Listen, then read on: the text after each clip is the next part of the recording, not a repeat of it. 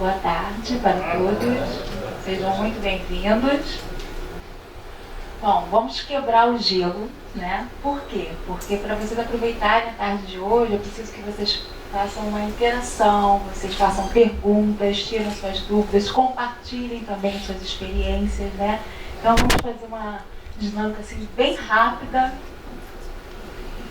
coisa assim de 2 minutos, não vale fazer com um colega que conhece, que vocês já conheçam, então é só se apresentar para o colega do lado, passar a balinha para o colega do lado, falar o nome, todo mundo ao mesmo tempo, pode se apresentar, falar o nome, por que veio fazer aqui na Porta do Conhecimento, qual é o interesse. Quebrando o gelo, pessoal. Isso aí, todo mundo, não precisa esperar a bala chegar não, pode se apresentando. Aqui não dá, hein? Já são colegas, hein? Então tá bom. Isso aí, quebrando o gelo. Nós estamos entre colegas. Pode passar na cestinha da bala.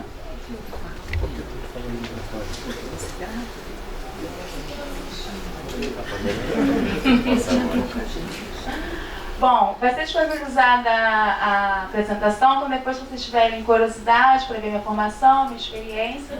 Aqui estão também as redes sociais, que eu também faço live, escrevo conteúdos também sobre a matéria, então se vocês quiserem fazer alguma consulta.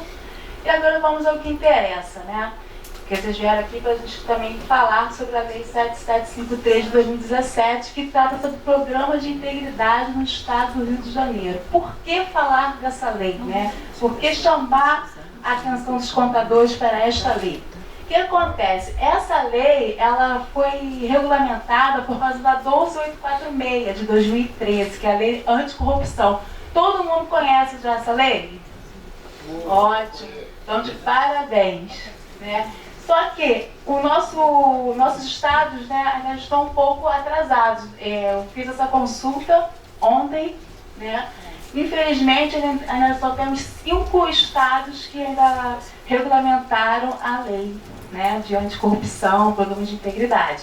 A gente tem a legislação federal e os outros estados já aderiram: Amazonas, Brasília, Goiás, Pernambuco e o Rio de Janeiro. E aí, o que é curioso que eu percebi? No portal de transparência, né, eu percebi que justamente os estados que já regulamentaram a lei de anticorrupção foram os que mais tiveram problemas, né, de lavagem de dinheiro, foram os mais tiveram problemas com corrupção, improbidade administrativa, problema com licitações. Então eles correram para se adequar. Por quê também? Porque tem acordo de leniência, né? E o acordo de leniência, uma das condições é você implantar o programa de integridade ou reestruturar. Porque, por exemplo, a Petrobras já tinha para o compliance, mas estava falho. Então agora eles estão fazendo uma reestruturação. E o que eu quero chamar a atenção também, né, dos nossos colegas seria o quê? Cadastro de empresas inidôneas e suspensas, né, que é o 6. Todo mundo conhece já esse cadastro, portal de transparência? Então, gente, esse portal aqui, ele é do governo, então qualquer pessoa jurídica pode fazer a consulta, né? E o que chamou, né, a minha atenção de forma positiva é que de 2014, quando iniciou a Lava Jato, né, para 2019, já avançando já o segundo semestre, estão diminuindo, né, a penalização, as sanções das empresas. Então isso aí é um resultado positivo. Tá? Agora, né, infelizmente, com relação ao Cadastro Nacional de Empresas Punidas, né, no cadastro, preste atenção, no cadastro inidôneas estão caindo, ou seja, as empresas estão se regularizando, estão cumprindo, estão ficando menos empresas inidôneas, mas porém a fiscalização ainda está efetiva. E aí, pessoal, de 2015 para 2019 a punição só tem aumentado. Ou seja, a gente escuta muito falar de empresas grandes, né? Odebrecht, Petrobras, JBS, mas é para todo mundo, a Egrele, empresário individual. Se vocês consultarem esse cadastro aqui, CNEP, qualquer um pode estar aqui dentro. Inclusive, essa aqui é de empresas punidas, mas o 6, pessoas físicas também. Ok? Entidades sem fins lucrativos. Então, por isso que eu tenho ministrado o curso aqui do CRC do programa, né, de compreensão de compliance. Então, eu quis fazer essa chamada para alertar mais um pouco também, apesar que a frequência tem sido grande, né? Então, por que falar de compliance, né? O que seria compliance? Compliance não é novidade. Não é novidade. E a gente já tinha esse tipo de controle, mas não de uma forma cultural. A gente tinha o quê, pessoal? O controle interno. Só que o controle interno não era uma cultura. Era um checklist que a gente fazia para contas a receber, contas a pagar, né? Para aceitação de clientes. Mas não tinha aquela evangelização, aquela catequização, uma religião, uma cultura dentro da empresa. Então, o compliance é o conjunto de procedimentos, né, e de controles internos que a gente já conhece que existe, mas que devem ser cumpridos para que possam assegurar a conformidade da entidade com relação às legislações e às normas específicas. O controle interno, ele visava muito o quê? Às vezes um desvio, né, um desvio dentro da empresa, uma fraude dentro da empresa, mas o compliance já vai para a parte externa, cumprimento de normas e legislações. Mas isso a gente sempre cumpriu, a gente sempre integrou as declarações acessórias, não é? A gente tem clientes que tem que ter certidões em dia, mas a gente agora tem que ir mais além. A gente tem que vigiar como a gente está conseguindo tirar certidões, como a gente está conseguindo tirar nossas permissões, nossas contratações com a administração pública, como está sendo feito isso. A gente tem que olhar para o nosso colega, olhar para o nosso cliente, para saber se a forma que está sendo o relacionamento com a administração pública está sendo de forma idônea. Ok? É essa estrutura que a gente vai ter que agora tomar. E aí, importância do programa de compliance. Então, muitas empresas, né, principalmente as pequenas e médias empresas, elas têm ainda têm essa impressão que o compliance é caro. Né? É um custo, mas o próprio decreto, né, 8.420 de 2015, ele fala o seguinte, acho que é artigo 42 ou 44, ele minimiza o escopo do programa de compliance para PMEs. Minimiza como, Elane? Por exemplo, você que é uma pequenas e médias empresas, você não precisa passar o seu código de ética para o seu fornecedor, não precisa treinar o seu fornecedor sobre o seu código de ética, então tem essa diminuição. Você não precisa ter um monitoramento contínuo do compliance de forma assim, regular, apesar que eu incentivo isso, tá? Mas o decreto ameniza essa condição. Então, assim, dá para todos aderir no programa sim. E quais seriam os benefícios? Conformidade. A gente sempre teve, só que quando você tem um programa de compliance, um programa de integridade, você tem uma pessoa fora da caixa. Porque há de convir que a gente contabilizando, a gente elaborando demonstrações contábeis, a gente fazendo consultoria, a gente termina deixando algumas coisas. Então a gente tem que ter uma pessoa full só para isso. É essa a questão. Ela vai trabalhar com isso, garantir o cumprimento das leis. Parece que não, mas assim, 5 anos que eu trabalhei com fundações privadas, isso no dia a dia acontece, a gente perde o prazo, porque não tem ninguém tomando conta, não tem um dono do negócio, ok? Corporativo, integrar as suas responsabilidades e seus atendimentos a diretrizes internas. O que seria isso, pessoal? Práticas de governanças. Isso sempre existiu. Só que quando a gente tem o compliance, a gente fala mais sobre isso. E o que seria falar mais sobre isso? Seria dar treinamento para todos, para a secretária, para a copeira, para os serviços gerais. Por quê, pessoal? Porque eles estão no corredor, eles estão na recepção e eles falam com qualquer tipo de pessoas que entram na empresa. Então eles vão ser treinados para ficarem atentos de atos ilícitos, de funcionários que não estão cumprindo a missão da empresa e ir chegar ao canal de denúncia, que vai ser a palestrante Sheila que vai tratar sobre esse assunto.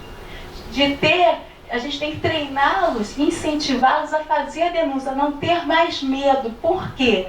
Porque o decreto, né, eles falam o seguinte: o programa de integridade, para ele funcionar e para ele diminuir as sanções, caso a empresa seja punida por algum ato ilícito, ele tem que ter um canal de denúncia que funcione. Então você tem que criar evidência. Então você tem que fazer, para você criar evidência, você tem que fazer o quê?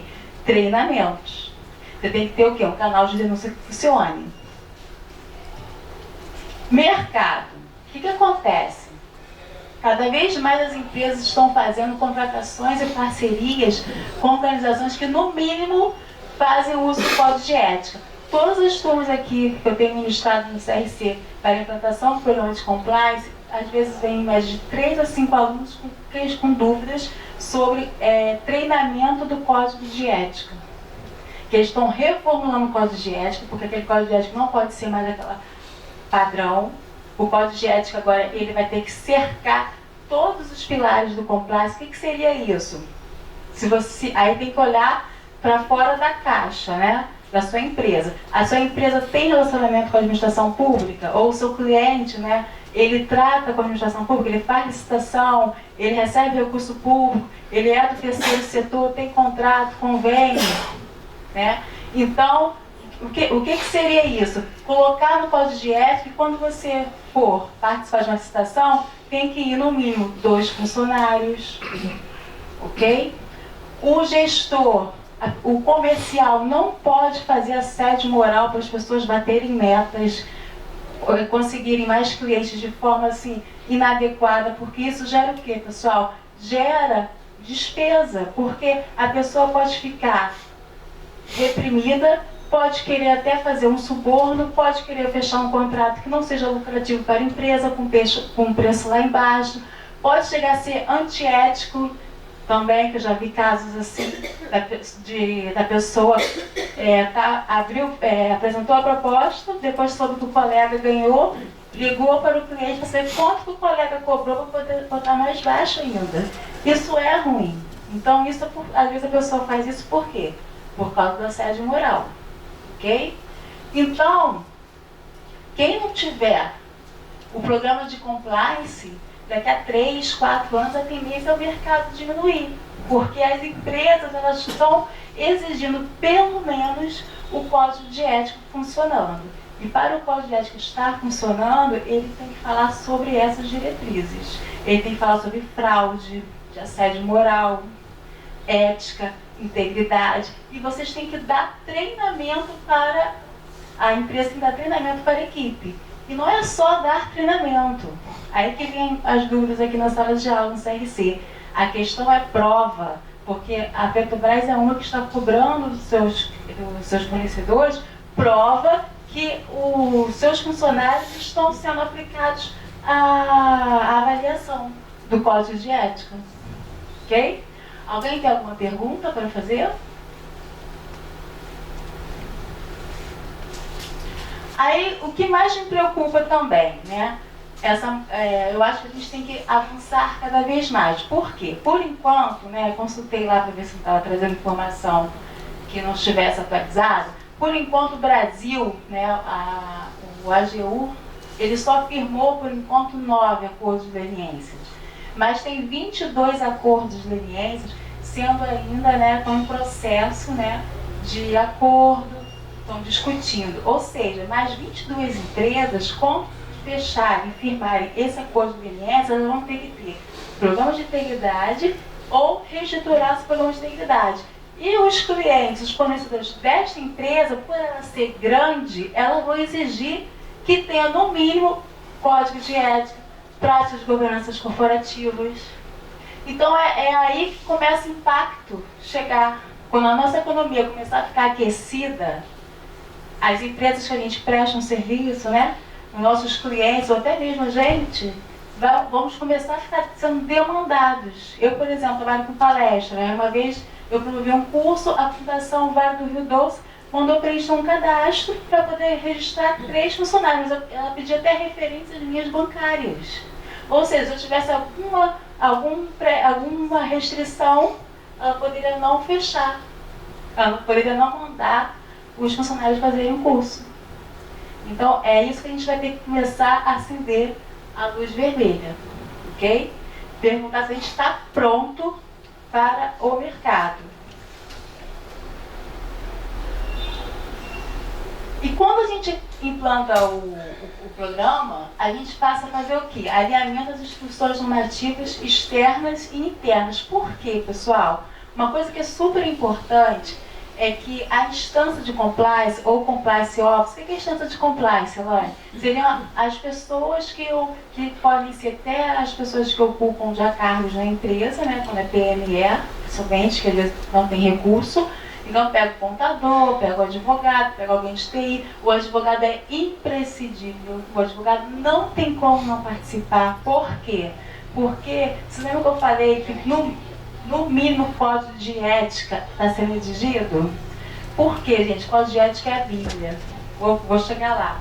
O código de ética tem que ter a missão da empresa. O código de ética tem que ter o regulamento da empresa. Então, quando o funcionário não atende, as penalidades vão ser com base no código de ética. E a gente vai ter que ter um acompanhamento jurídico para saber se a gente vai orientar a gente não cometer nenhuma contingência trabalhista ou civil. Então, o advogado tem que participar. O contador também. Por quê? Gestão de riscos. É outro ponto que eu quero chegar. Quem participar da instância do compliance ou for compliance office tem que entender do negócio. Por exemplo, eu nunca trabalhei com varejo, então eu jamais posso fazer compliance em uma empresa de varejo, uma loja de varejo, loja americana ou um mercado de bairro, porque eu não entendo nada de varejo. Então eu não sei os riscos dos varejos, mas que eu possa me esforçar, eu não tenho expertise. Então a gente tem que ter pessoas com expertise no negócio. Então se a gente for fazer isso dentro de casa, porque a lei não obriga você a contratar, na lei anticorrupção, no decreto, na lei 7753, está falando que você tem que contratar.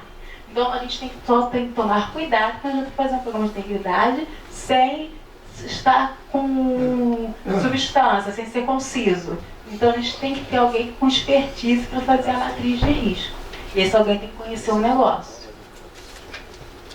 Desenvolvimento da cultura da organização, então a importância do código de ética. O que seria o desenvolvimento da cultura da organização? É deixar claro, porque isso está lá no decreto 8.420 de 2015, da lei anticorrupção, para deixar a alta administração tem que deixar claro que não quer atos ilícitos, se preocupa com a corrupção, com a lavagem de dinheiro e toma medidas para isso. O que seria a medida, pessoal? É só a capacitação, é um código de ética atualizado, ok? Aperfeiçoamento dos processos, que é a questão de gestão de risco. E como é que você faz o aperfeiçoamento dos processos? Vamos voltar para o tempo que a gente trabalhava antigamente, já 10 anos atrás, que já está há bastante tempo, né? Como eu aqui, estou uns 18 anos no mercado. Controle interno. Então, a auditoria externa fazia o quê? Ia lá, revisava os controles, depois passava um relatório com os pontos, a gente geralmente respondia os pontos, né? Às vezes eliminava ou às vezes convivia com esse ponto. O compliance, a diferença é essa. A gente vai ter que acabar com esses pontos. E uma coisa que é interessante também, que foi até discutido no último seminário que eu participei, em julho, que foi aquela questão seguinte: quando a empresa descobre uma fraude, o que ela tem que fazer? Ela vai fazer a denúncia, né? Ela vai expor isso para o mercado, e quando você expõe isso para o governo, você vai expor o que? A sua imagem. Então, o que foi discutido, tinha até autoridades no seminário, o mais importante para o governo é você sanar o problema, é você tirar a pessoa que não tem caráter, entendeu? E a empresa prosseguir. Então, às vezes, tem que avaliar a questão da denúncia. Vamos denunciar para quem? Denúncia interna ou denúncia externa? Porque o mais importante é a gente acabar com a fraude. Não basta só fazer a denúncia. Tem que acabar, tirar dali. Então tem que estudar, botar na balança qual é o procedimento que a gente tem que fazer para poder poupar a imagem da empresa. Alinhamento com a missão da empresa, né? Ou seja, o que seria o alinhamento com a missão da empresa? Por exemplo, se a gente fala em empresa, vamos pensar aqui, uma organização sem fins lucrativos. Se ela tem fins lucrativos, ela tem que fazer o quê, pessoal? Gratuidade, ela tem que dar o quê? Assistência. Então a gente tem que atentar para essas organizações que não estão cumprindo esse objetivo. E isso aí também é um problema que está cada vez mais estourando. Está cada vez mais sendo fiscalizados. Também com empresas com fins lucrativos, Eloy. Qual seria? Alinhamento com a missão da empresa. Qual é a missão da empresa? Qual é a missão da auto-administração? A auto-administração, ela quer caminhar de forma íntegra, transparente, ou ela quer fazer um caixa 2? Ou ela quer corromper? E aí a gente vai ter que começar a se preocupar. Por quê? Porque antigamente a gente não se envolvia, então não chegava a penalização. Mas depois de 2013, da lei anticorrupção, da atividade administrativa, vai chegar. Tem até também no Código Penal, também tem um artigo que trata esse assunto. Se você sabe do problema e não dá notícia, não toma nenhum procedimento, nenhuma ação, então isso pode alcançar. Então a gente tem que começar a ficar atento, principalmente com aquela obrigatoriedade que a gente tem, quem assina o balanço, né? Quem é auditor, quem faz assessoria contábil, que é a questão do COAF. Que é até interessante a gente falar para os nossos clientes, ou até para o nosso empregador, que a gente tem que fazer essa declaração. Só informar que a gente é obrigado a fazer a declaração. Agora, o que a gente vai colocar na declaração, isso aí é uma coisa nossa, não precisa dar publicidade. E o COAF, que agora até mudou de nome, né? Eu não sei o novo nome, alguém já sabe? Não, né?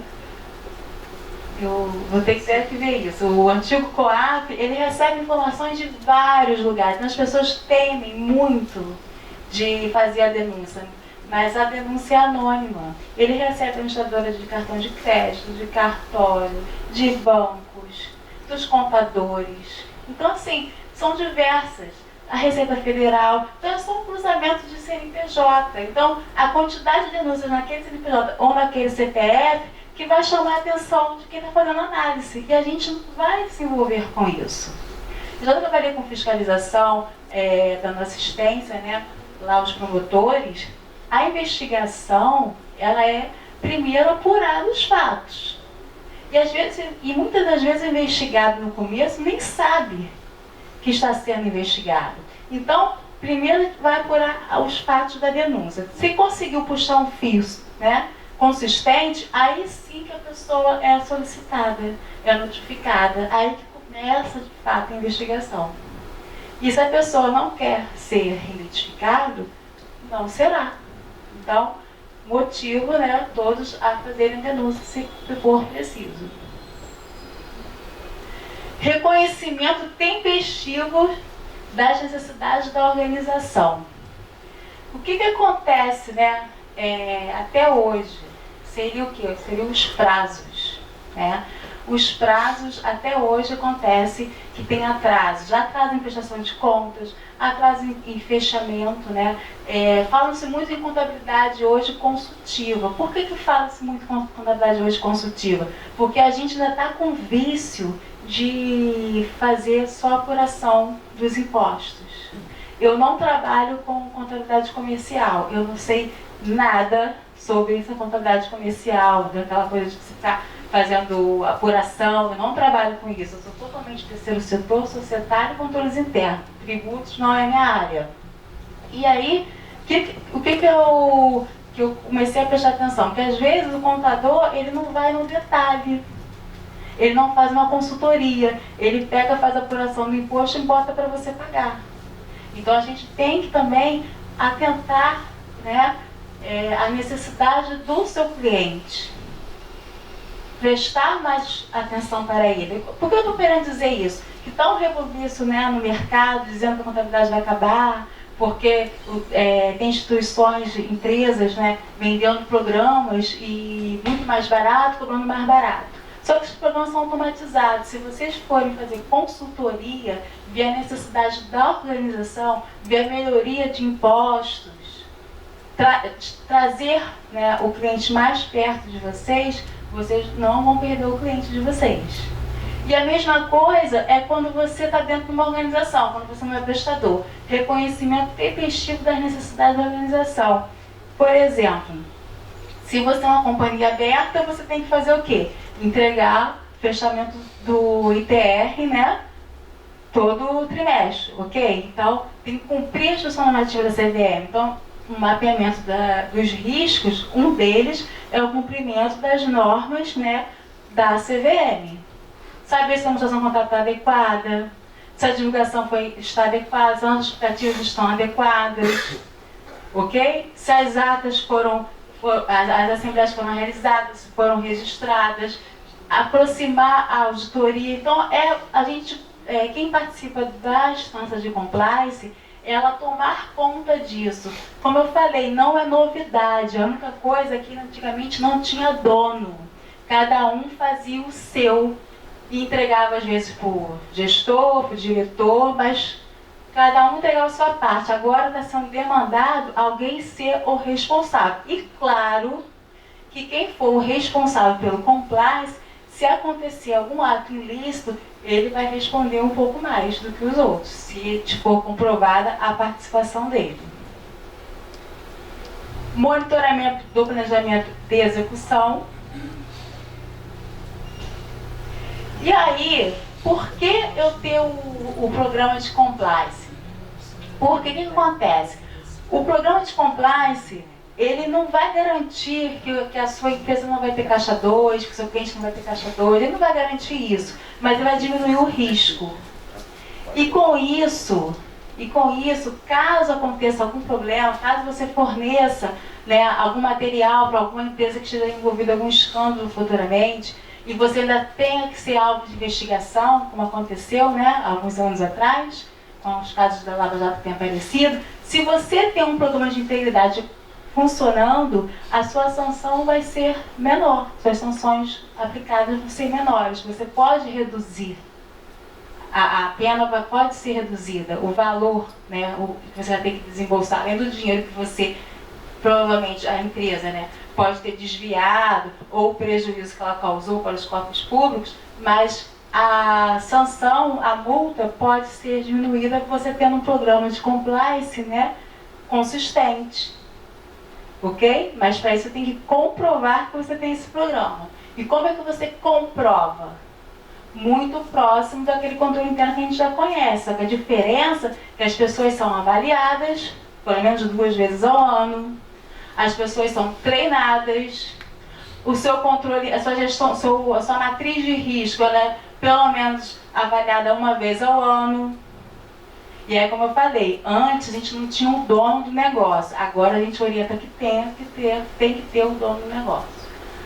Vamos para os aspectos da lei estadual 7753 de 2017.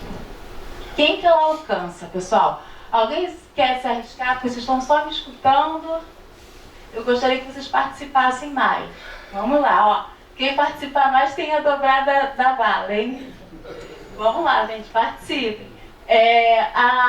Quem arrisca aí para dizer quais são as empresas que são alcançadas por essa lei? Contratam com a administração pública. Isso, excelente, tá vendo? Isso aí. Pode pegar até mais de uma, não quero levar bala para casa, não. Isso aí.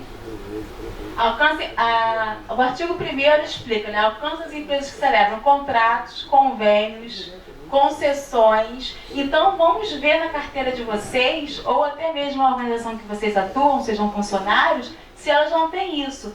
Parcerias público-privadas com a administração pública direta, indireta e fundacional do Estado. Só tem uma coisa, tem um limite aí. O governo foi legal. 1,5 milhão para... Isso, mais 1,5 milhão para quem? Empresas de obras e engenharia. Pode pegar lá. E pode ser pessoa física também, Eireli também. Exatamente, vocês estão ótimos, tá vendo? e 650 mil para prestadores de serviços, tá? E também tem um detalhe, o prazo do contrato se ele ultrapassar 180 dias. Isso. Isso. Ih, peraí.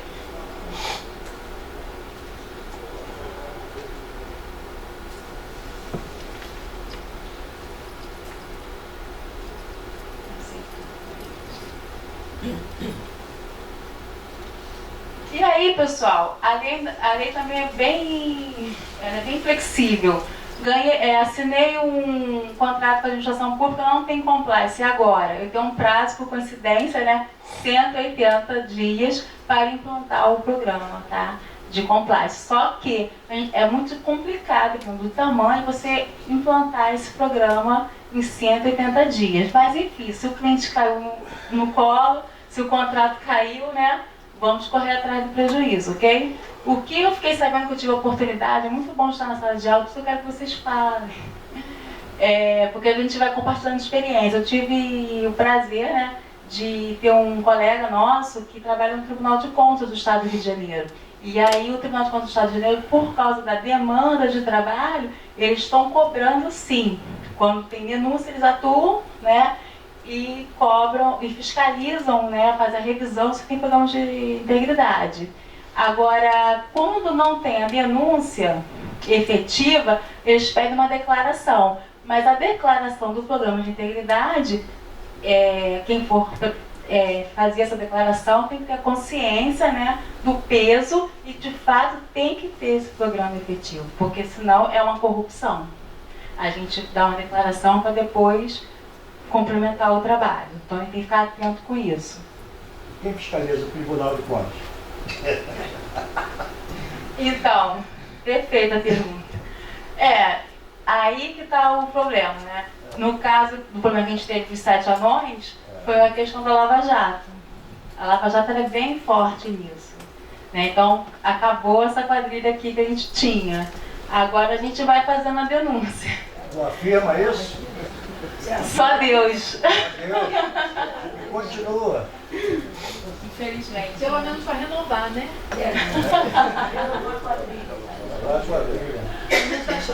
Bom, gente, vamos lá.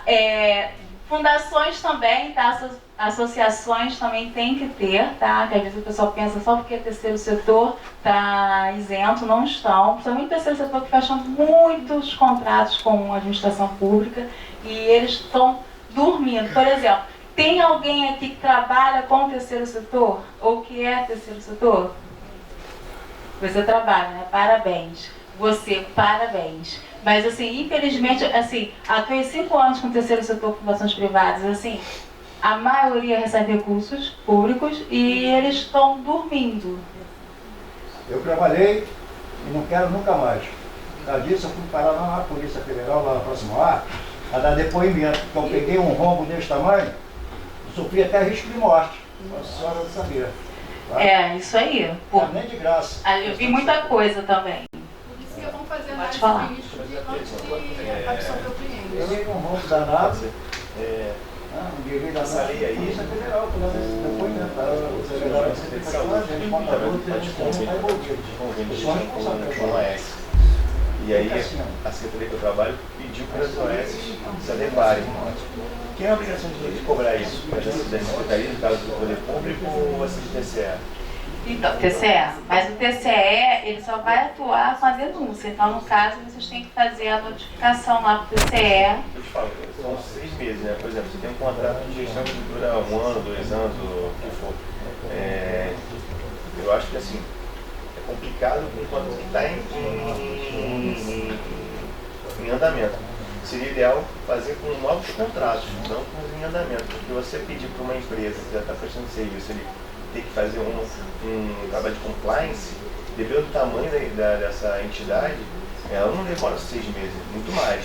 Seria mais fácil, então, num próximo contrato, na hora do edital, você já bota essa lei e obriga, olha, para participar tem que ter o programa de compliance. Não tem, está fora do edital. Isso, é mais fácil. Isso, foi excelente a questão colocada aqui. Muito boa mesmo. Vamos lá. Essa lei, ela está desde 2017, ela passou a figurar em 2018. Mas realmente tem casos que é só ela essa daquela região que atende, ou só ela que, né, se disponibilizou para ser contratada pelo governo, que eles não é interessante, eu sei disso. Então, o que vai ter que ser feito? É o agente público que está firmando esse instrumento jurídico cobrar deles. Porque o que acontece? Por enquanto, ninguém está sendo fiscalizado. Sabe o que eu falei? Que eu tive a oportunidade de ter um colega, né, do TCE, que ele estava aqui na parte do curso programa de proteção de compliance. Então eu perguntei, né, aproveitei, lógico, perguntei, e realmente o trabalho está sendo feito só através de denúncia. Mas caso a SOS, aí que está o problema, caso a SOS, infelizmente, possa fazer alguma coisa, algum ato ilícito, algum problema, aí vai todo mundo dar atenção para ela. E aí, ela não tendo programa de integridade, aí quem firmou esse instrumento jurídico pode ser chamado para prestar maiores esclarecimentos. Eu atuo muito. É essa a questão. Agora, esse caso assim, já está com um contrato em andamento. Isso aí foi até discutido no seminário que eu participei lá da LEC, em julho, e tinha até autoridade também lá do governo. No caso, assim, às vezes você, por exemplo, a Odebrecht teve esse escândalo todo, mas a empresa está aí, está funcionando. Por quê? Não tem como fechar a porta de uma empresa, porque tem famílias, né? Tem a sociedade, tem o mercado, então tudo é conversado. Aquilo que eu falei ainda há pouco, o objetivo do governo é a gente tirar a maçã que está se estragando as demais. Imagina, você tem um contrato, faltam 6 meses. Aí você tem 6 meses para se adequar, aí no final do contrato não tem interesse mais para aquela OS. Ele vai se adequar para quê? Você não tem mais interesse no final do contrato. Então o ideal é ele não entrar mais os próximos editais cobrarem. Esse seria o ideal. Pode falar. Na lei de patrocínio, e no escopo da lei de corrupção, os patrocinadores de esporte, por exemplo, está bem claro que eles a entidade esportiva que está sendo patrocinada, ela não tem que imediatamente se adequar. Aquele patrocínio tem uma data de vigência e ele já foi contratado antes da lei. Então não tem nenhuma obrigatoriedade, ele não pode fazer um novo contrato de patrocínio. Exatamente. E até essa lei aqui mesmo, ela fala, você pode, a lei ela é bem clara, ela diz que você tem um prazo de 180 dias para se adequar. O ideal é a gente fazer isso antes, sabendo que o cliente ou a nossa empresa onde a gente atua, né, ela tem interesse de firmar, né, instrumentos jurídicos com o governo. Então, o ideal é a gente fazer antes. Mas, caso não dê tempo, você ainda tem um prazo de 180 meses, 180 dias. E o mais interessante, a gente não pode abrir mão. O escopo do programa de integridade para PMEs ele é bem menor que para uma empresa grande. Então, a gente também pode se atentar a isso. No decreto, ele explica isso. Eu atuo na energia há Pode muitos falar. anos, desde o final da década de 90, do início da década. Só que eu atuo mais na parte de programas. Aí essa parte aí é bem interessante também na hora, porque essa parte aí eu não atuei. Assim, agora eu já faço algumas certas, não interessante. Mas essa parte aí bem detalhada é bem interessante. Essa parte aí eu não atuei ainda não. O que a gente vai ter que fazer, porque assim, não tem data ainda, tá? E eu sempre acompanho isso, porque eu sou estudante dessa matéria, estou atrás da certificação agora. O que eu tenho escutado, mas assim, telefone sem fio, que vão melhorar as nossas leis. A anticorrupção, né? Provavelmente quando mexer na lei de anticorrupção vai mexer no decreto. Mas o que a gente tem que colocar em mente é a gente começar a se adequar. Porque isso não vai, né, de uma hora para outra. Então a gente começar. E por onde começa, Elaine? Fala um português mais claro, né? Por onde começa? Começa pelo Código de Ética, pessoal. Vamos fazer a revisão do Código de Ética. Vamos fazer a revisão do Estatuto do Contrato Social, Regimento Interno. Vamos começar a fazer isso. Então lá a gente fala sobre corrupção, lavagem de dinheiro, sobre fraude, assédio moral. Vamos chamar todo mundo, não basta contratar e mandar a pessoa assinar que recebeu o Código de Ética. Vamos aplicar uma prova para eles. Entendeu? É fazer a cultura. É aquilo que eu falei, evangelização, catequização, o que for. É religião. Botar no sangue. E aí, o que acontece? Uma coisa também que eu vi, que eu tenho notado nas leituras, é que a nossa legislação brasileira, o decreto, né, e depois a regulamentação da anticorrupção, ela só está visando a administração pública, a corrupção, a lavagem de dinheiro. Só que o compliance, ele avança, tá? Ele vê a questão de mercado, transparência, né? Imagem da organização. Então, quem for cliente, né, ou vende, ou presta serviço para multinacionais, vai ter que ver também a questão da publicidade, da transparência, da imagem, né? A gente teve outro problema aí, não teve tanta repercussão como o do Carrefour, mas a gente teve outro problema aí com o mercado, que parece que espancou um menino. Então, quer dizer, mais um problema para o mercado e por aí vai. Então, a gente tem que tomar conta da imagem, ok? A imagem é muito importante.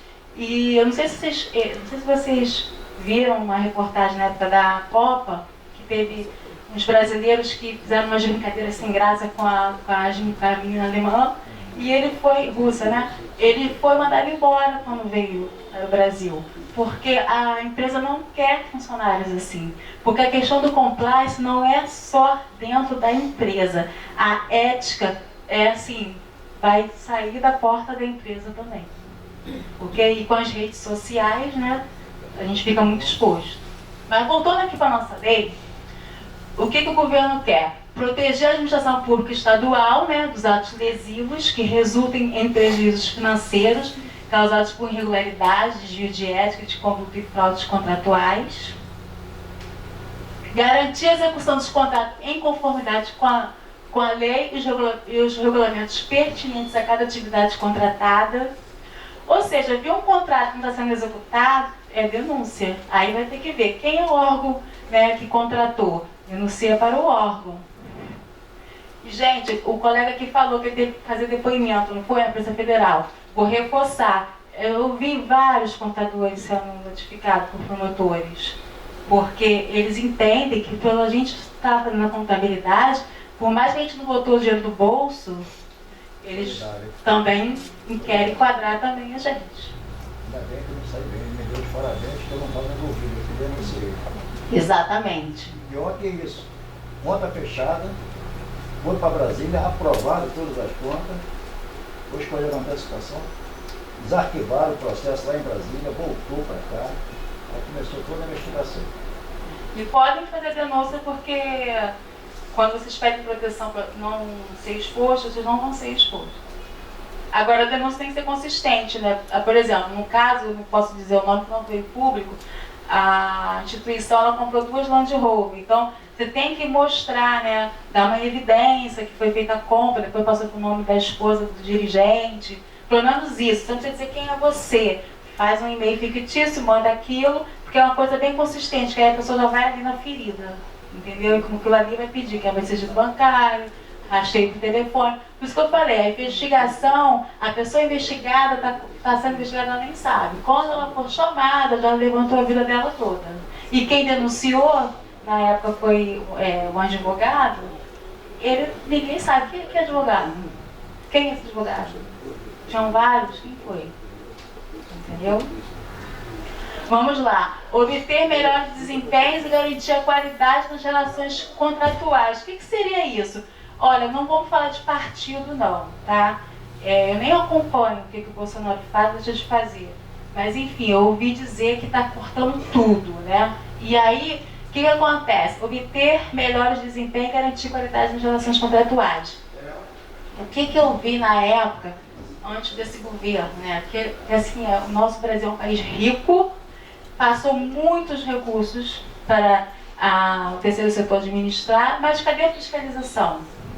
Cadê a própria sociedade fazendo uma denúncia que a execução do contrato não estava sendo realizada? Porque a gente pode fazer uma denúncia anônima. Então, a questão do compliance também veio para isso, né? Programa de integridade. Incentivar, né? Evangelizar, catequizar, como eu costumo falar, para a gente ter esse incentivo de fazer as denúncias. Mas é como eu falei, denúncias consistentes. Não pode ser aleatória, porque aí não ajuda, ok? E aí agora eu acredito que o Brasil, ele agora pode estar enxugando e depois quem for transparente, consistente, quem tiver um programa de integridade efetivo, vai ter respaldo de recorrer aos seus recursos novamente. Por que não? O governo não tem braço para fazer. Quem vai continuar fazendo é quem está fazendo ótimo, mas quem for idôneo. E aí, vamos lá. O programa de integridade, na administração pública, a gente não fala compliance. A gente fala programa de integridade, mas é a mesma coisa. Isso aqui eu peguei do decreto 8420. Aquele conceito do compliance, eu mesmo que fiz. Esse aqui não. Esse eu botei aspas, reticências que eu peguei do decreto. Mas é o quê? Consiste no âmbito da pessoa jurídica, num conjunto de mecanismos e procedimentos internos de integridade, auditoria e incentivo à denúncia de irregularidades. E na aplicação efetiva de códigos de ética. Olha como eles estão batendo isso, gente. Código de ética e de conduta. Ética vai muito com a moralidade. A conduta está alcançando muito a parte da profissionalização, do comportamento profissional. E a ética é aquele caso que eu falei lá da Rússia. Comportamento, como é que você trata as pessoas, como você trata os seus colegas. Com o objetivo de detectar e sanar desvios, fraudes, irregularidades e atos ilícitos praticados contra a administração pública nacional ou estrangeira. Esse é o decreto. Aí, você lembra que a gente falou de regulamentação da lei anticorrupção? A lei anticorrupção, pessoal, graças a Deus, quem está regulamentando está copiando, alterando, não altera, não, vou até corrigir, não é alterar. Falando de uma outra forma mais suave, que dê pra gente entender de uma forma melhor, exatamente isso. Ou seja, está todo mundo falando a mesma língua. Que bom. E a nossa lei que a gente está compartilhando hoje com vocês, ela também define o programa de integridade da mesma forma que o decreto definiu. A única diferença é que ela fala contra a administração pública do Rio de Janeiro. Ok? E aí, o que eu quero conscientizar vocês? Para a gente implantar o programa de integridade, né, é necessário que a empresa conheça a matéria, ou seja, a instância de compliance, como eu falei, tem que ter o advogado para dar suporte para a gente quando a gente for fazer as penalizações, porque é importante a gente botar no código de ética as penalizações, porque nós somos seres humanos, a gente tem que ser, né, rastreado, mapeado, a gente tem que ter aquelas regras, senão a gente não segue. Então é importante, mas a gente tem que ter o auxílio do advogado. Então a gente vai arrumar outras contingências, né? Isso aí. Questão de até mesmo, por exemplo, assédio sexual. Se você for mandar alguém embora por assédio sexual, você vai ter que fazer a justa causa. E aí uma justa causa numa empresa é muito complicado, porque às vezes ele reverte, né, contra a empresa. Então todo esse cuidado vai ter que ser discutido. A Fira vai entrar com isso daqui a pouquinho para vocês. Tem que ter uma prova robusta, né? Exatamente. Então a gente tem que ter o auxílio do advogado. E vou voltar a falar. Quem tiver na instância de compliance, quem for fazer a questão de gestão de risco, tem que entender do negócio. Ou seja, se a nossa alta administração quer trazer um compliance officer, um cara expert, ele pode ter o certificado FCPO, ele pode ter certificado FGV, mas ele entende do negócio da empresa. Então é isso que a gente tem que, senão ele vai acabar com a empresa. Ok? Então, a quem for fazer a gestão de risco tem que ter expertise do negócio.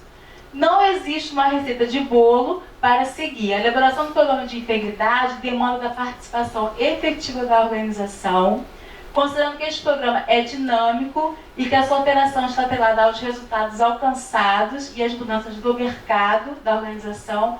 Concluo que para a empresa obter êxito, o monitoramento deve ser contínuo e independente. Aí que vem a questão. Contínuo e independente, o decreto 8420, ele libera as PMEs. Eu discordo, porque tem que ser contínuo monitoramento? Porque eu tenho que avaliar meus riscos pelo menos uma vez ao ano. Porque às vezes assim, quer ver uma coisa, ó? Por exemplo, a Brastemp antigamente, né? Ela só fazia o quê? Máquina de lavar. Aí ela começou a fazer o quê? Geladeira, ar-condicionado. Por quê? Começou a perder mercado da máquina de lavar. Por exemplo, a Samsung não era só telefone, partiu para televisão, porque telefone está todo mundo vendendo. Antigamente quem tinha melhor câmera era o iPhone, né? Hoje em dia a Samsung está aí, outras marcas também. Então o que? Mudança de mercado. Ela avaliou o risco de perder espaço no mercado, vamos fabricar outra coisa. O compliance voltado para o programa de integridade, a lei 7753, ela não visa isso. Mas voltando a falar, quem for prestar serviço, tiver cliente ou vende e for obrigado a ter um plano de integridade por causa da demanda lá de fora, tem que atentar com a questão de mercado também, ok? Por exemplo, somos prestadores de serviços. Qual é o meu maior risco? Quem são os clientes que eu estou hoje no meu escritório? Eu tenho que fazer uma análise de aceitação de cliente. Se eu fechei na época 5, 7, 8 anos atrás e não fiz, eu tenho que começar a fazer agora. É entrar no Cadastro Nacional de Empresas Punidas, é entrar no SEIS, se for terceiro setor, consultar o Ministério Público do Estado do Rio de Janeiro. Entendeu, pessoal? É saber com quem que vocês estão se relacionando, para não respingar em vocês. Então, isso é uma questão de risco. No curso que eu ministro aqui, a gente fala detalhadamente sobre a implantação do programa de compliance, tá? E aí, o que acontece? Os 5 pilares do programa de integridade, CGU. CGU, gente, quer saber, quer estudar. A gente tem vários palestrantes, vários professores muito bons de mercado, mas o CGU tem que ser o pai de vocês, amigo de vocês. Por quê? Porque quando acontecer qualquer ato ilícito na organização que vocês atuam, com o cliente que vocês trabalham, quem vai penalizar vocês vai ser o CGU ou o órgão que se sentiu lesado. Mas o CGU ele tem a liberdade de entrar e sair no processo que ele achar que é de interesse da administração pública ele defender, ok? Então sempre é bom a gente acompanhar aqui, CGU. E aí, os 5 pilares é o quê? Comprometimento e apoio da direção. Por quê? Se a alta direção não estiver comprometida, não vai ter compliance. Porque ela vai querer sonegar, vai querer fazer caixa 2, ela vai querer pegar qualquer cliente, vai querer vender para qualquer pessoa. Então, é você enxugar gelo. Ok? E ela sendo comprometida com compliance, ela vai ter que investir. Por mais que a gente faça uma instância de compliance, retire, né, os funcionários, façam desenvolver 2 atividades, dependendo da demanda do funcionário, vai ter que contratar um analista, um estagiário para ajudar ele naquele setor que ele está saindo. Então, por isso que tem que ter o apoio. Isso aqui, o CGU está citando, mas está no decreto 8.420. Lá fala isso claramente. Instância responsável. Tem que ter instância responsável. Porque é aquilo que eu falei. Agora, controle interno, eu conheci desde que eu saí da faculdade, que tem nada de auditoria externa. E muitos aqui com certeza conhecem. Então sempre existiu, só que não tinha muito dono. Agora eles querem saber quem é o dono. Então eles querem ter, se acontecer algum ato ilícito e vocês forem negociar, né, a questão, negociar não, falei errado. Se vocês forem apresentar programa de integridade para diminuir a sanção, para ser analisado, quem são os donos do programa de compliance? Quem são os responsáveis? Então nós temos que ter uma instância. Mas lá, como que eu formalizo essa instância? Pela ata da Assembleia. Saiu, alterar. Ok? É uma forma mais adequada de formalizar. Análise de perfil de risco, a gente vai ter que analisar a questão do negócio, do mercado, da organização, do escritório, onde atua. Isso é super importante. Isso a gente fala também no curso. Aqui estamos aqui no CRC. Regras e instrumentos. O que seria regras, instrumentos e monitoramento? É o Código de Ética de Conduta. Isso não sou eu que estou dizendo. É o Decreto 8.420, é o Manual de Integridade do CGU. Por isso que não é difícil. O problema é braço. É essa a questão. Por isso que a auto-administração tem que apoiar. Novidade não é. A questão é o braço mesmo, que eu sei que é difícil. E monitoramento contínuo, que seria o quê? A revisão dos controles, dos processos, o treinamento do código de ética, do código de conduta, o incentivo à denúncia, porque as pessoas têm muito medo de fazer a denúncia. Não posso falar empresa porque não é pública, né? Não foi para o jornal, mas tem uma empresa de telefonia que ela tem lá um canal de denúncia, que é uma caixinha, né? E aí a pessoa violou a caixa de denúncia. Então, assim, é muito complicado isso. Violar a caixa de denúncia. E tem câmera.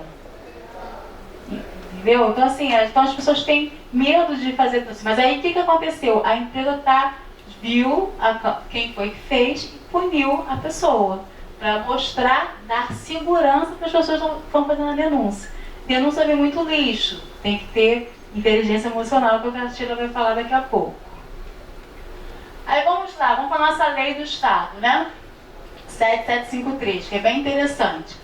Se eu tenho um instrumento jurídico firmado, né, um contrato, concessão, e não tem problema de integridade, então eu corro o risco de ter uma multa de 0,2%, 2 centésimos por cento, até limitada a 10% do valor do contrato. Ok? Está no artigo 6º. O não cumprimento da exigência durante o período contratual acarretará na impossibilidade da contratação da empresa no Estado do Rio de Janeiro até a sua regular situação, conforme o artigo 8º. Então, como na questão do colega ali, tem OS que não estão com problema de integridade. Ok, mas aí não pode firmar de novo, porque senão pode vir a ser questionado. E qual é a responsabilização dos atos ilícitos? Né? O que a Lei 12846 faz? Muitas coisas que são muito ruins, né, para a imagem da empresa é a transparência, a publicidade que ela dá quando você cometeu algum ato ilícito. Então ela divulga isso no SES, no cadastro de empresas punidas, ela bota para circular no jornal. Tem muita coisa ainda que ainda vai surgir, ainda vão surgir ainda. Não surgiram porque ainda está em processo de investigação. O que acontece? Quem faz acordo de leniência tem uma vantagem.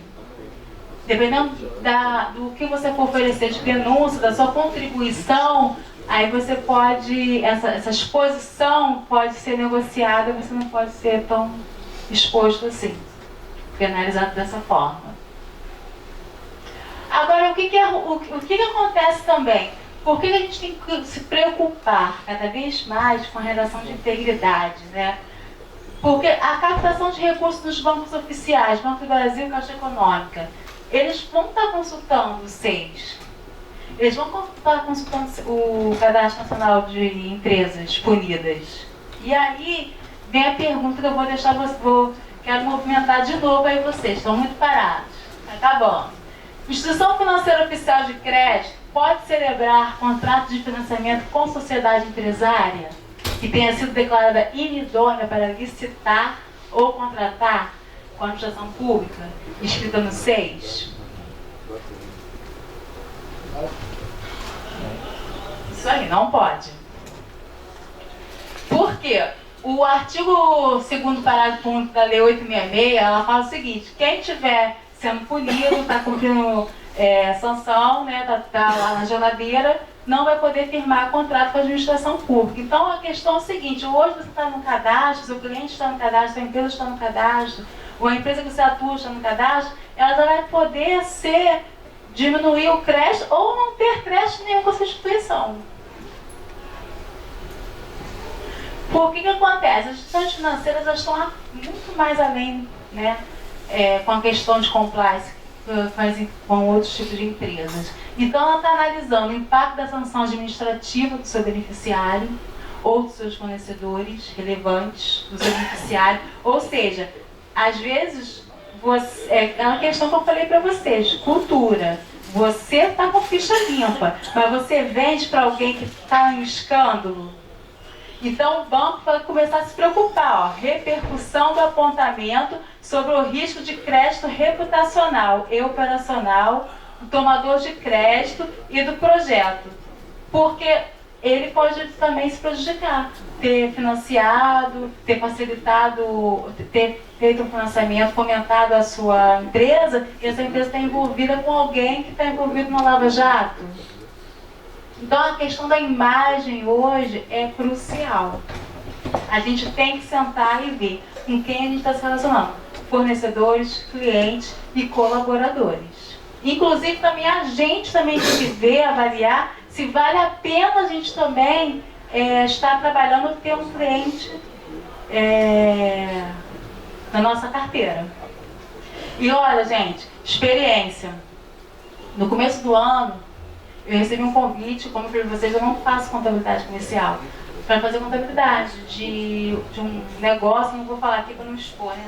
Um negócio que não é minha expertise. E ainda bem que eu não aceitei, porque depois tá na Lava Jato. E eu não ia pegar, porque eu nunca trabalhei nessa área. Dificilmente eu ia pegar. Então a gente só tem que trabalhar com aquilo que a gente conhece.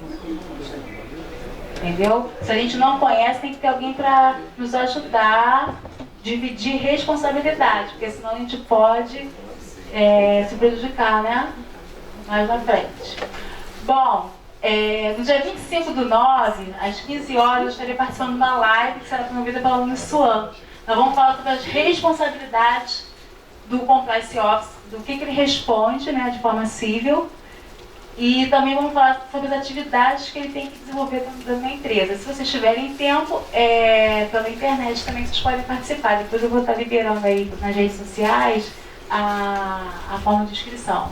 Eu agradeço a presença de vocês e deixo uma oportunidade aí para vocês fazerem perguntas. Se alguém quer perguntar, ótimo. A senhora falou aí compliance de empresas e terceiro setor. Olha os condomínios.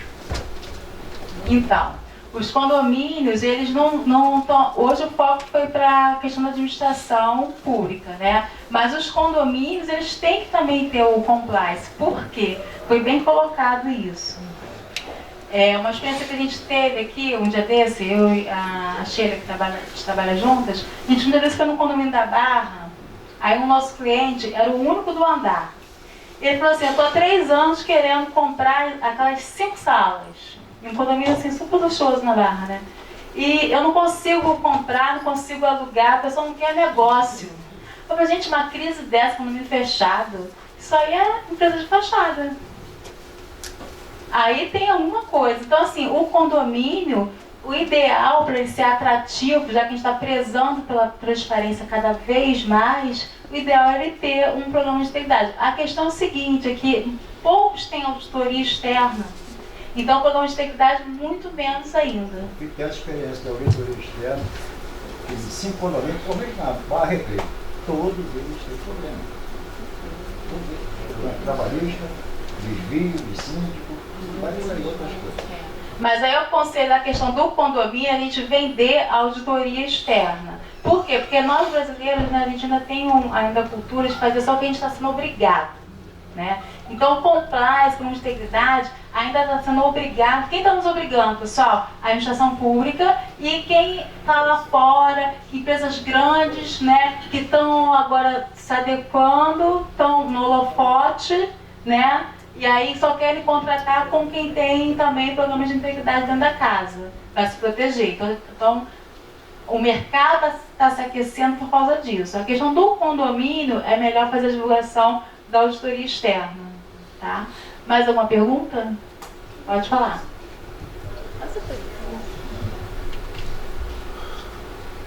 Não é nem mais uma pergunta, uma colocação de experiência, né? Eu acho que nesse código de ética ser divulgado, né? Esse modelo de compliance das consequências éticas, né, ser incorporada, não pode ficar só no plano assim, filosófico ou ideal. É interessante que fora o estatuto de ética da empresa, tenha também na parte operacional de cada empresa as consequências jurídicas, civis e penais. Olha, se fizer isso, eu sou delegado aposentado, né, agora estou trabalhando na área criminal, tá, porque o brasileiro é aquela cultura, né, deixa disso, vamos, não vai dar em nada, não sei o quê, e vai empurrando com a barriga. Nós estamos criando uma fissura de cultura, né, da lei de Gerson, né, então está um clamor em cima disso. E às vezes temos aquele problema devido ao potencial do cliente, né, não perder o cliente porque a concorrência está aí, né, a economia está aí, né, porque tem um que vai oferecer mais vantagem, um preço mais baixo, e às vezes a gente se prostitui, vamos dizer assim, desculpa o termo. Isso mesmo. Não é pra...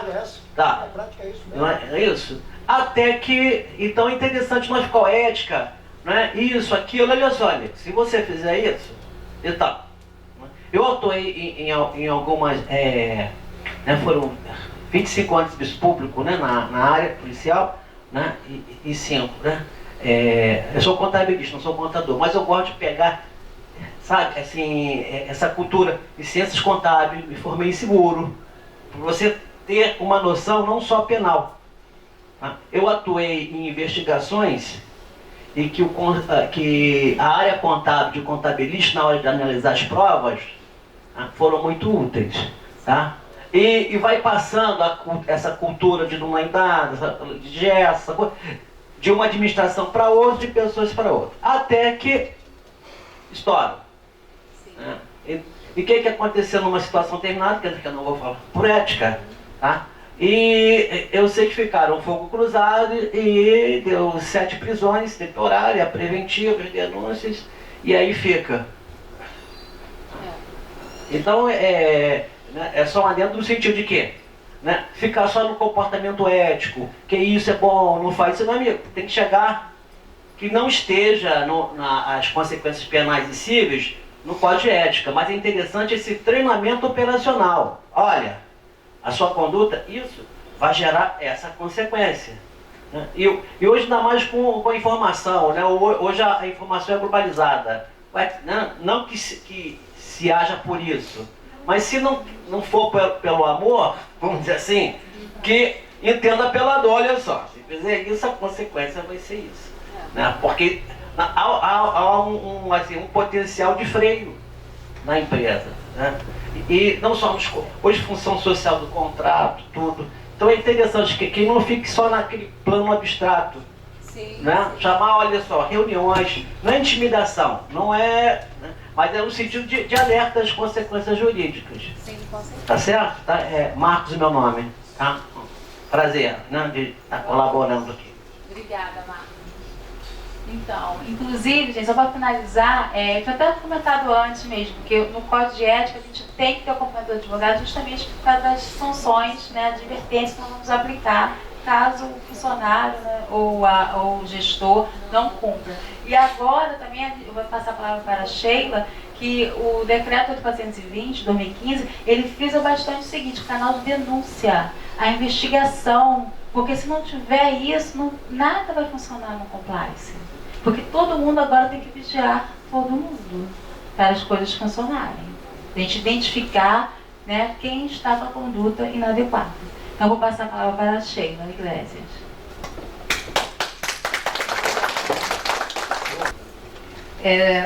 Boa tarde a todos. Como já foi apresentada, meu nome é Sheila Iglesias, né? Eu vou falar aqui de um pilar do programa de compliance, que é o pilar que tem dado mais resultado em relação ao levantamento das fraudes, né? Porque se não fosse a denúncia, se não fosse os acordos, né? Tudo isso ia continuar escondido como sempre foi. Não é que agora que está acontecendo, é que agora que está aparecendo, né?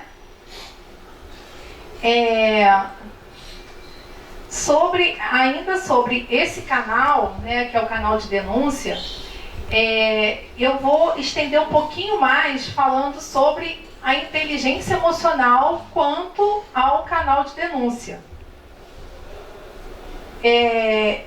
No caso, é um programa efetivo de compliance, oferece meios para que um profissional possa tirar dúvida a respeito das regras vigentes, assim como possa denunciar ocorrência suspeita de descumprimento de regras. Então, falando sobre o programa de compliance efetivo, ele precisa ter esse canal de denúncia, porque é um dos pilares para a implantação desse programa, né? E como falei, por que eu vou dar ênfase hoje nesse? Porque hoje o tempo é curto. Então eu entendo que esse é o início de tudo para que tudo tenha vindo à tona, que é esse canal. Um canal de denúncia é importante aliado no combate à fraude e corrupção. E para ter credibilidade e ter disponibilidade, prontidão e capacidade de captar e analisar as informações. Então, ele foi o principal aliado nessa questão aí de todas essas situações que a gente está vivendo, né, sobre as fraudes que estão sendo apuradas. né? Então, se não fosse esse meio, dificilmente a gente ia chegar aonde a gente está chegando hoje, né? Com essas... desvendando isso que já existe há muito tempo, que não é nenhuma novidade, né? No inciso 10 do artigo 42 do decreto 8.420 de 2015, diz que um dos parâmetros de efetividade do programa de integridade, que é o canal que proporcione mecanismos destinados à proteção ao denunciante e uma boa-fé. Então, para esse canal ter uma efetividade, ele precisa ter a proteção para essas pessoas, porque senão as pessoas não vão se sentir à vontade, né, para poder fazer as denúncias. Tanto pode estar a sua vida em risco, o seu emprego, o sustento da sua família. Então, assim, é importantíssimo que esse pilar seja tratado com essa seriedade, porque senão vai inibir as pessoas de alimentar essa ferramenta importantíssima para que o canal, para que o programa de integridade tenha eficiência. Porque pode acontecer toda a implantação dos outros pilares do programa de integridade, porém, se as coisas que não forem fora do programa não forem detectadas e denunciadas, todo o restante, todos os pilares do programa vão abaixo, porque ele está sendo maquiado, né? Mas será que as empresas estão usando desta ferramenta de maneira correta? Ou ainda, será que este canal utilizado é adequado ao porte do negócio? Né? Como será que as empresas estão tratando esse canal? E será que o canal que foi implantado dentro da empresa, ele é adequado ao porte da empresa?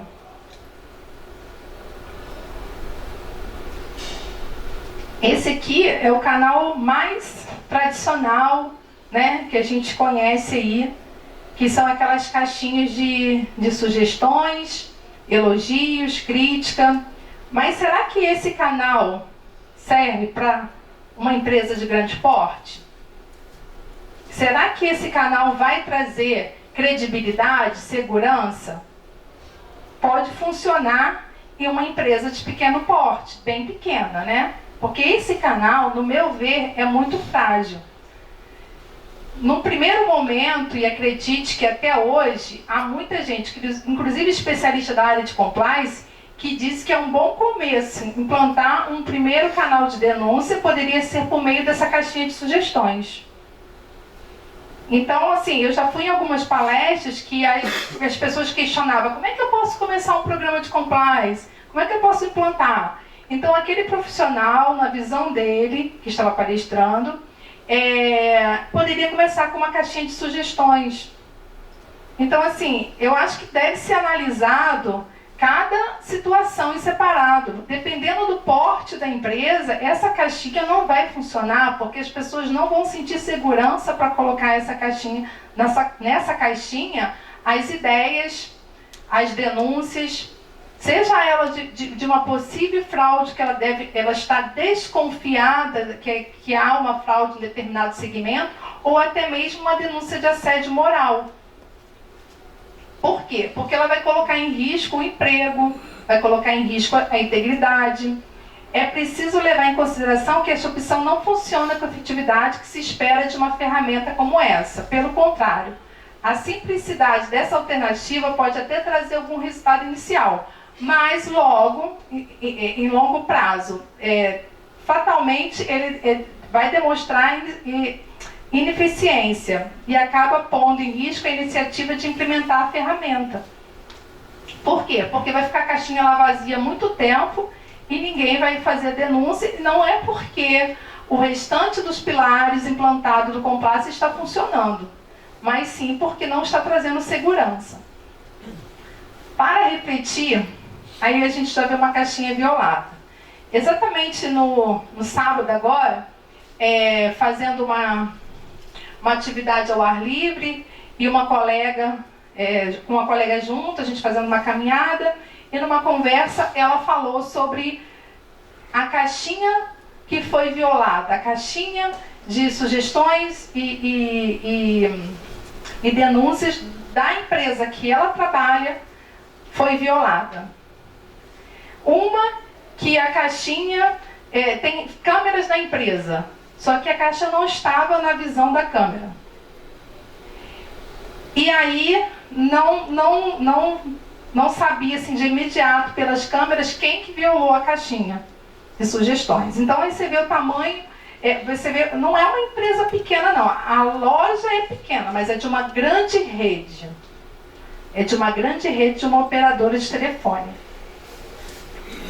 E a caixinha foi violada, a caixinha daquela loja, com vários funcionários, com turno de manhã, de tarde e de noite. O que acontecia que, conversando com essa colega, a gerente estava fazendo uma má gestão da equipe. E na apuração dos fatos, que aí não se sabia quem foi que violou a caixa através, porque não tinha câmera que filmasse, não estava direcionada para aquele local da caixa, mais um erro, né? Poderia detectar logo. Também não, acho que a câmera também, ela inibe a pessoa de colocar. Inibe a pessoa de colocar. Verdade. Tem essa questão também, né? Mas assim, não é uma ferramenta assim adequada para um assunto de grande relevância, né? Que, no meu ver, é a sustentação do programa de integridade. Então, começou-se a apurar a questão através de entrevista, conversando com um a um, ouvindo um a um. Já estava no 3º dia de entrevista, cada pessoa estava depondo de 40 a 50 minutos. E aí ela, nesse processo de ouvir todos para poder tentar apurar a situação, né? Porque o que chegou é que a gerente que foi a principal responsável por isso, porque foi unânime, 100% das pessoas deporam contra o gerente, contra a gestão e o que estavam sofrendo de assédio dentro do trabalho. Então foi de interesse do gestor sumir com aquelas informações ali, né? Mas para isso, essa investigação, ela precisou essa questão toda. Então assim, e hoje as pessoas que estão lá não estão se sentindo mais seguras de usar essa ferramenta para poder fazer essas denúncias, né? As denúncias recebidas, elas devem ser tratadas de forma independente e sigilosa. E quanto à apuração, tem que ser profissional e isento. Então, nessa questão da apuração, até quem vai apurar essas denúncias? Vamos supor que essa pessoa que esteja entrevistando, né, esses funcionários dessa empresa, essa pessoa não seja uma pessoa independente dos demais que trabalham ali na empresa. Se ela tiver algum vínculo com as pessoas ali da empresa, se ela tiver algum vínculo com a gestora. Então, além do canal ser de forma segura, até quem vai apurar essas denúncias também deve ser uma pessoa que vai trazer segurança na apuração dessas denúncias.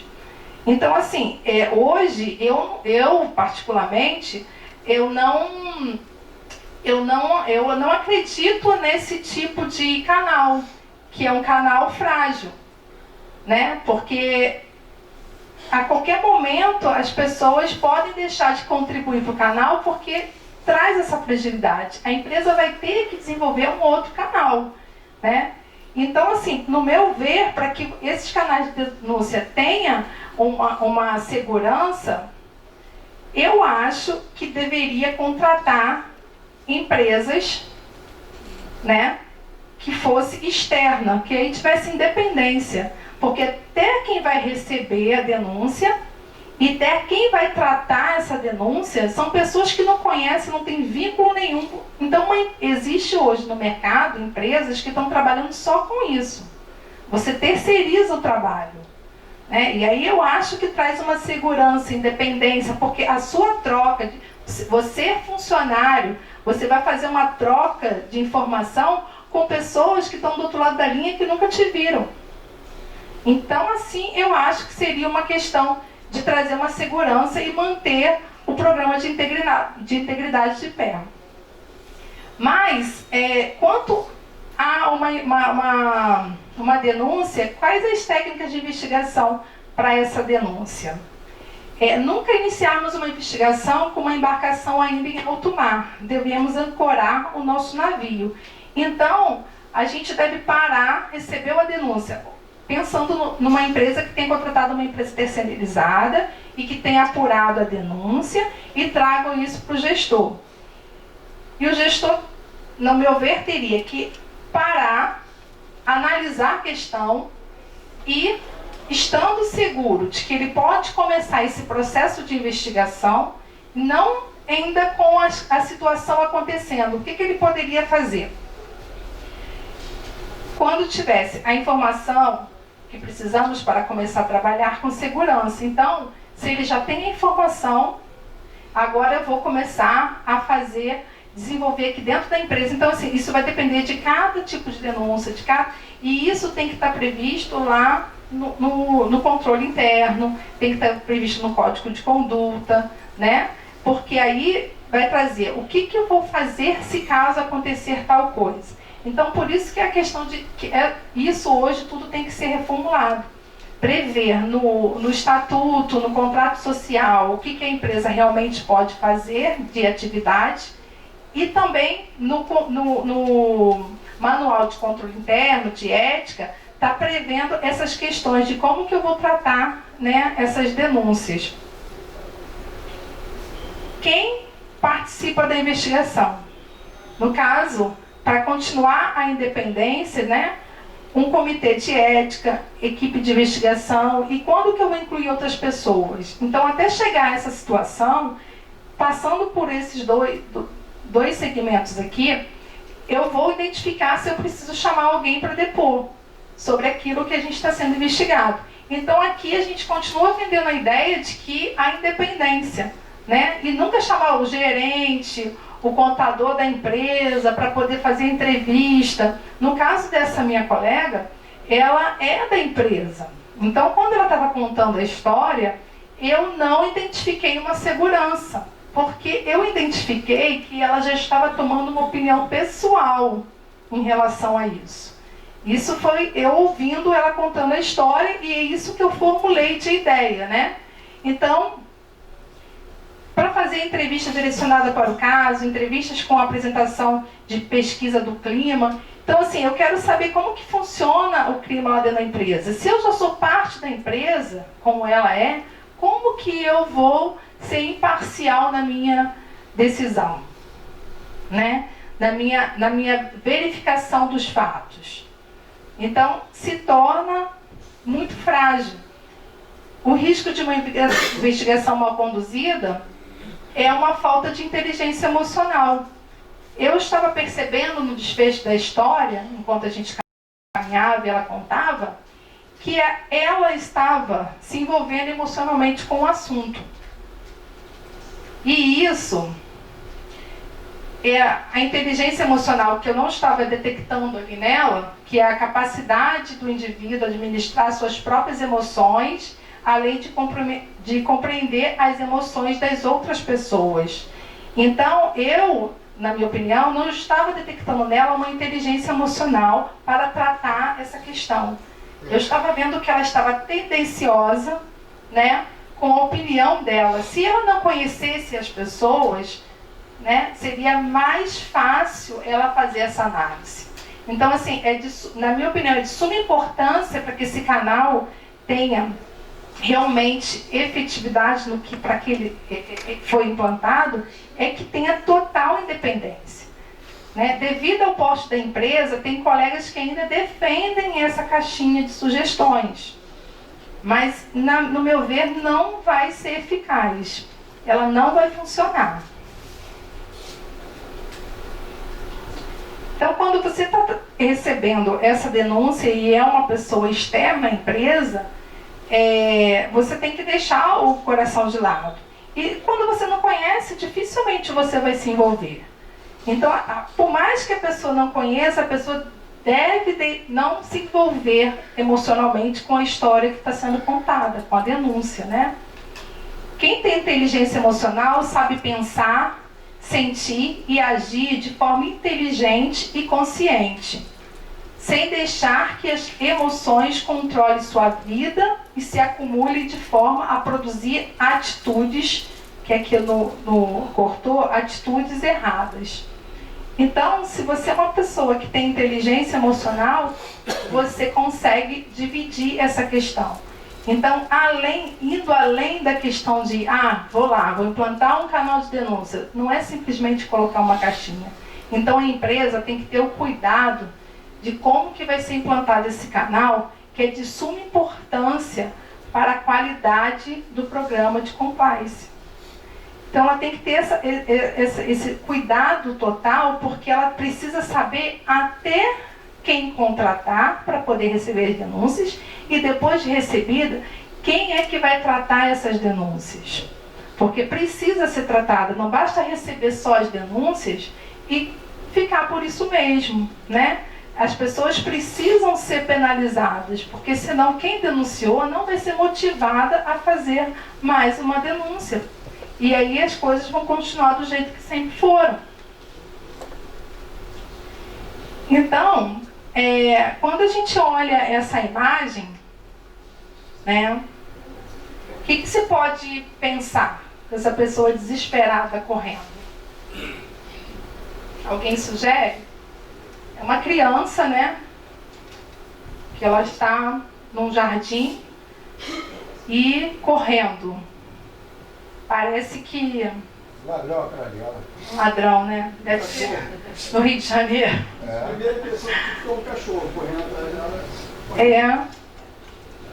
Tem alguma coisa estranha na mão dela, né? Eu acho que é porque a foto não pegou bem porque tem movimento.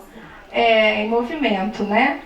Mas assim, a gente, quando eu olhei essa foto a primeira vez, eu achei que essa pessoa tivesse bem desesperada, né? Porque eu achei que ela estava desesperada. Oi? Ao banheiro, está desesperada. Eu achei que essa pessoa está desesperada por algum motivo, correndo da mãe, né? Porque é uma criança. Foi como, assim, a impressão que eu tive, que ela tivesse se machucado com isso na mão, né? Mas a foto eu acho que ela não está nítida porque ela foi tirada em movimento aí.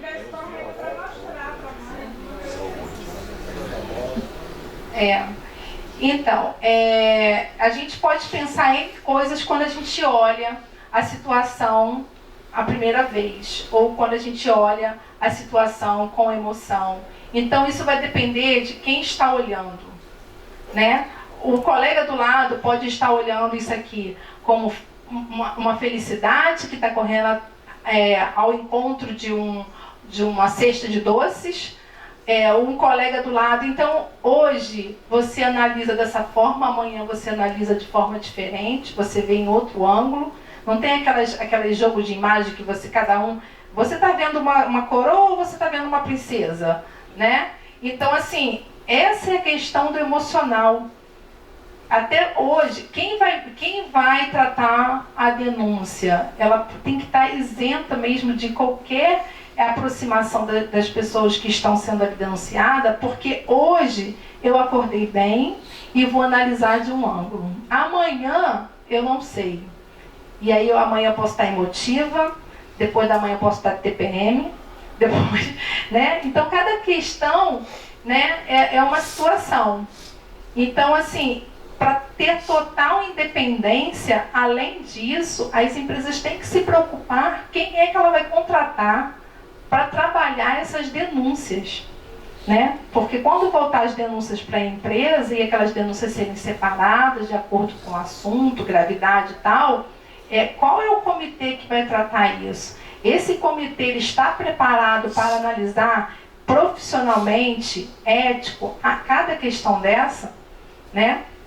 Então, aquela questão, quando você imagina uma coisa, às vezes você imagina uma coisa, né? E você não conhece. Sim. Então você tem que imaginar imaginar N coisas, porque se você pensar só na primeira, você pode levar uma coisa mais adiante que não é nada daquilo. Então você pode imaginar várias coisas para poder você chegar a uma conclusão, né? Sim. Nesse caso aí. E cada pessoa também pode estar com um envolvimento emocional diferente, né? E tratar. Então, assim, quando a gente está de um lado, como empresa que está contratando o profissional para administrar esse canal, a gente tem que ter o cuidado de qual o profissional que eu estou contratando, qual a empresa que eu estou contratando, qual a equipe que eu estou formando, né? Então, quando a gente está do lado de que a gente vai investigar, quando a gente vai investigar, qual o meu olhar investigativo? Vamos supor que amanhã você seja contratado para o comitê de gestão dos riscos, das denúncias. Então você, ao invés de estar contratando, você está sendo o investigador.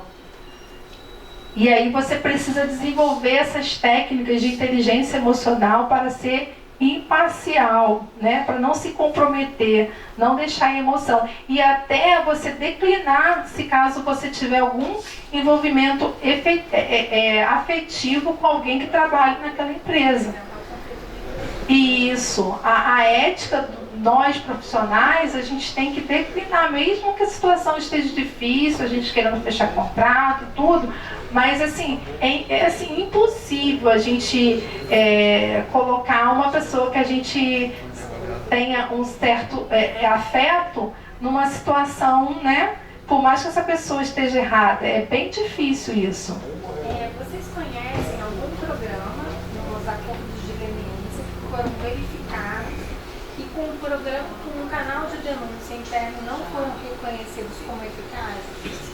Existe isso? Vocês conhecem isso? Eu não tenho assim, a empresa que teve acordo de leniência e não aceitou voluntariedade, mas o decreto deixa bem claro que se o canal de denúncia não funcionar, nada vai ser validado no programa de denúncia. A intenção era saber o parâmetro que está sendo utilizado, né? Porque você pode ter um programa interno que não tenha só uma caixinha, tem um telefone, tem um canal pessoal, tem um e-mail, um formulário anônimo, eletrônico, alguma coisa nesse sentido, você está garantindo várias formas de comunicação e do anonimato e da independência. Eles não estão se obrigando, contrate uma empresa. Eles falam independente. E aí eu, como parceiro de seminário, tem uma empresa, não sei o nome, para a gente, R$120 mensais para trabalhar com isso. Então assim, está acostumado.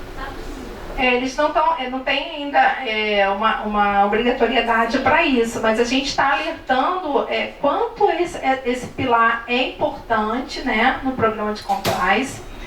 Todos têm a sua importância, mas assim, no meu ver, esse é um canal que, se não estiver funcionando com segurança, não vai deixar que o programa de compliance tenha realmente sucesso. Então, aproveitar, é que eu não terminei o estudo na íntegra da questão da avaliação. No CGU ele já disparou quais são as diretrizes para investigar. Então provavelmente lá vai estar a instrução 13 de 2019 e a portaria conjunta. Sim. Aí as diretrizes para investigação. Tem a planilha do mapeamento todo de onde eles vão atacar. Isso. E aí, de acordo com a estrutura da empresa, você vai checar aquelas diretrizes, né? Vai ter um checklist ali, né? Tem todo o procedimento de investigação, até com prazo de defesa, toda a documentação que tem que ser entregue. Então, a Instrução Normativa 13 de 2019, complementada pela Portaria 04 de 2019, que fala da competência conjunta da Advocacia Geral da União, junto com a CGU, para fazer análise dos acordos de leniência. Acabou de ser. Fresquinho, né? Então, essa situação aqui era um cachorro que parece um leão, né? Esse cachorro parece um leão. Para quem tem fobia, é assim que o cachorro... Será que o garoto viu um leão e saiu correndo? Porque geralmente criança gosta de cachorro, né? Mas será que ele viu um leão e saiu correndo? Então, esse foi o recado, né, que eu quis trazer para vocês em relação, assim, olhou, e aí o que você viu? Hoje você viu um cachorro, amanhã você viu um leão, né? Então você, quando está do outro lado, você quando tiver uma oportunidade, se alguém aqui ainda não tem, mas se você estiver do outro lado e você for a pessoa que for tratar as denúncias, né? Você tem que estar preparado para exercer essa atividade. E essa atividade, no meu ver, a gente exerce de uma maneira mais adequada se a gente desenvolver essa inteligência emocional. E tem vários critérios, né, que isso não é nato e nem é um privilégio de poucos. Todos nós podemos desenvolver técnicas para desenvolver inteligência emocional. Todos nós somos capazes de desenvolver essa inteligência. Aí o cachorro pode ser dele também, eles estão brincando, estão correndo ali no parque. Isso. Pode ser que eles estejam correndo do cachorro também. Com isso. Cachorro. Por quê? Qual foi o fato gerador? Ele jogou uma pedra no cachorro. Então o garoto está errado. Então a intenção foi essa mesmo, cada um enxergar de uma maneira. Eu li um livro na década de 90, faz muitos anos, eu nunca mais li. Acho que era Inteligência Emocional das Empresas, não sei se você já leu. Inteligência Emocional do Ambiente Organizacional, é do Daniel Goleman. Isso mesmo. Isso. E aí nesse livro ele fala sobre no ambiente ali, funcionário, gestor, mas não especificamente no canal de denúncia, né? Mas a gente pode aproveitar muita coisa ali naquele livro para trazer para a nossa vida, para poder administrar quando a gente estiver nessa atividade, se um dia estivermos nessa atividade, né? Então, quando as coisas não andam bem na nossa cabeça, elas não andam bem em lugar nenhum, né? Eu peguei essa mensagem da internet, né? Então, assim, cada vez mais a gente vai se sentindo, né? E a gente vai se conhecendo quando a gente vai desenvolvendo essas técnicas de inteligência emocional. E a gente vai percebendo coisas que a gente não entendia sobre nós mesmos. Então, através dessas técnicas, a gente, se não tiver com a cabeça boa, e como está com a cabeça boa com tantas coisas, né? Então, quem ainda não conhece e quiser ler o livro do Daniel Goleman, a gente aprende a administrar tudo isso. Não é que a gente vai deixar de ter determinados problemas. A gente aprende a administrar com menos emoções, para sofrer menos e para ter menos reflexos nas nossas atitudes. Seja reflexos impulsivos da gente responder sem pensar antes, né? E pode causar uma mágoa, né? Reflexo da gente tomar uma decisão sem pensar na emoção, de julgar uma pessoa na primeira visão, né? Então, a gente tem que primeiro, para que tudo funcione, para que o nosso país funcione, para que tudo comece a melhorar, tem que tratar aqui, porque tudo isso é responsabilidade de todos nós. A gente vota na pessoa errada, sempre falo, né? A gente vai aprender a votar. Então quer dizer que até hoje eu votei errado. Né? Então, assim, não é só votar, é porque a gente acaba sendo permissível a dar espaço para essas condições aí que a gente está vivendo. Né? É a pessoa que se diz ético, que se diz honesto e faz um gatunete quando tem possibilidade. É a pessoa que recebe o troco e vê que o troco está a mais e não devolve. Então, assim, não tem meio ético, né? Não tem meio honesto. Então, quando isso se tornar uma realidade, né, a gente vai realmente ver a diferença. Talvez nossos netos, bisnetos, quem sabe. Mas assim, se cada um começar a pensar dessa forma e começar a se policiar nessas questões, né, eu ia cortar a fila, mas nossa, mexeu comigo. Aconteceu comigo recentemente, né, numa situação, uma colega estava lá na frente, me chamou para bater um papo, depois falou assim, fica aqui mesmo. Aí eu falei, ia ficar daqui a pouco. Então, assim, isso só vai trabalhando na gente quando a gente começa a se ler, a gente começa a se aprofundar e isso começa a acusar na gente, né? Sim, a gente a gente tem que se responsabilizar por essa situação, porque isso aí tem que se virar, não é só aquilo que seu pai e sua mãe te ensinou, você tem que implantar aquela questão, porque se você não implantar, você hoje, né, finge uma lei, amanhã uma pequenininha, e aí você também não dá o exemplo para o teu colega, para o teu filho, né? Esses dias meu sobrinho, papai, você cortou o sinal, você passou com o sinal, né, um sobrinho de 7 anos. E aí meu cunhado se sentiu assim, envergonhado com aquela situação. Mas a gente tem que ficar se policiando o tempo todo, né? Tem que dar o exemplo. Então eu quero agradecer a atenção de todos, o tempinho foi curto, né? Mas deu para trazer aí uma mensagem, né? Muito obrigado mesmo a todos vocês por estarem até agora aqui, né? Dividindo esse tempo aqui conosco.